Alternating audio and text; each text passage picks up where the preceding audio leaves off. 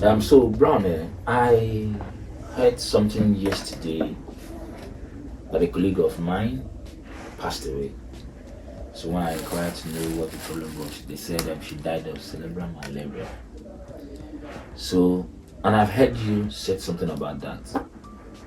Please, I would love you to tell me more about cerebral malaria. Like, Well, cerebral malaria is just malaria that attacks the brain.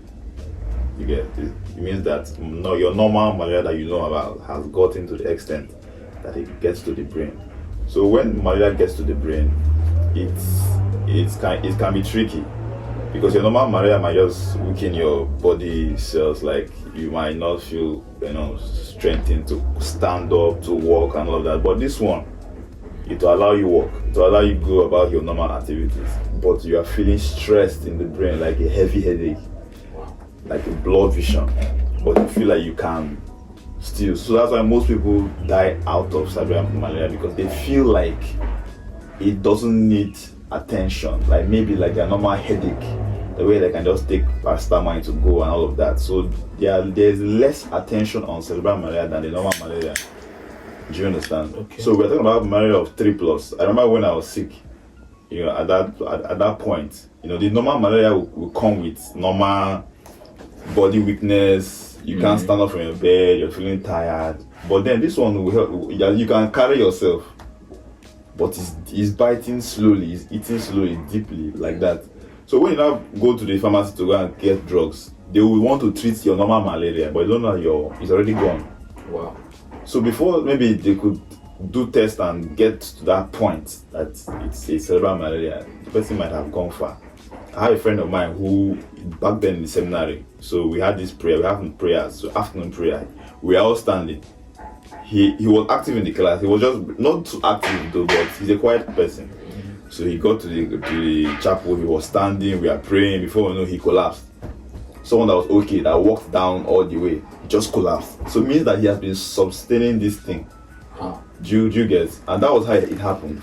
After that collapse, he was in the infirmary, almost passing out, if not for prayers and extra care. He was already passing out. Like the person praying for him said that when she was praying for him, he saw him in spirit leaving the school premises. Asking him, where are you going to? He said, the places, that it's peaceful outside. That he wants to get something outside, it's peaceful outside. And they started praying and just that this is like one of the rare cases. So, Wow. like when we say God's intervention, grace. Now what about those people that don't have that grace?